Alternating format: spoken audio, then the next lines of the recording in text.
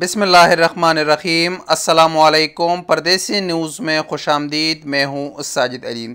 पिछले तकरीबन 2 साल से ज़ायद अरसा हो गया कि कोरोना वायरस ने पूरी दुनिया को अपने लपेट में लिया है और इसकी वजह से काफ़ी मसाइल का सामना करना पड़ रहा है।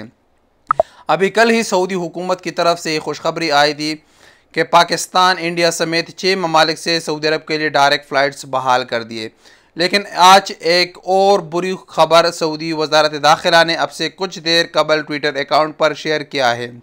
ये खबर 2 मुल्कों की तरफ से आई है, बहरीन की तरफ से भी है और सऊदी वज़ारत दाखिला की तरफ से भी है कि अफ्रीकी ममालिक में एक बार फिर कोरोना वायरस का एक नया लहर शुरू हो गया है, जिसकी वजह से बहरीन और सऊदी अरब ने जो अफ्रीकी के 6 ममालिक से सऊदी अरब के लिए डायरेक्ट फ़्लाइट्स पर पाबंदी आयद कर दिया है। इन 6 ममालिक में south Africa, Namibia, Botswana, Zimbabwe, Mozambique, Lesotho, Eswatini, ये 6 ममालिक शामिल है। अब यहाँ से सऊदी अरब के लिए डायरेक्ट फ़्लाइट्स पर पाबंदी आयद होगी। ये पाबंदी कोरोना वायरस की नए लहर की वजह से लगाई गई है।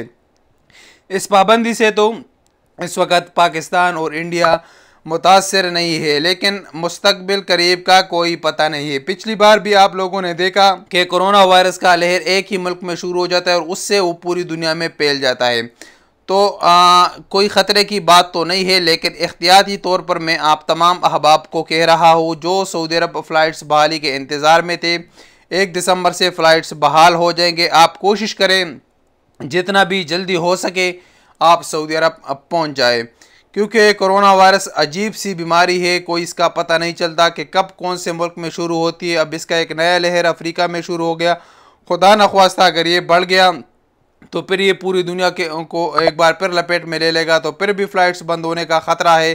तो आप कोशिश करें कि जितना जल्द आप सऊदी अरब पहुँच सकते हैं तो पहुँच जाए। हालांकि कोई ख़तरे की बात ताहाल नहीं है। अस्सलाम वालेकुम वरहमतुल्लाहि वबरकातुहू।